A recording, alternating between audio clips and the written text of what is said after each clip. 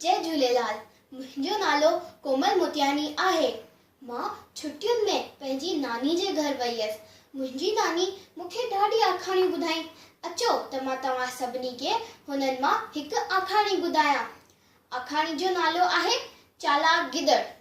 हिकु गिदड़ खाधे जी ॻोल्हा में सॼी राति रुलियो, पर हुनखे कुझु पोहत न लॻो। सुबुह जो जीअं ना उमीद घर ते मोटियो त हुनखे वण तां हिकु कांव ॾिसण में आयो, जंहिंजे वात में लोले जो टुकुर हो। गिदड़ सोचियो, छो न मां पंहिंजी चालाकी सां मूर्ख कांव खां लोले जो टुकुर फुरे वठां।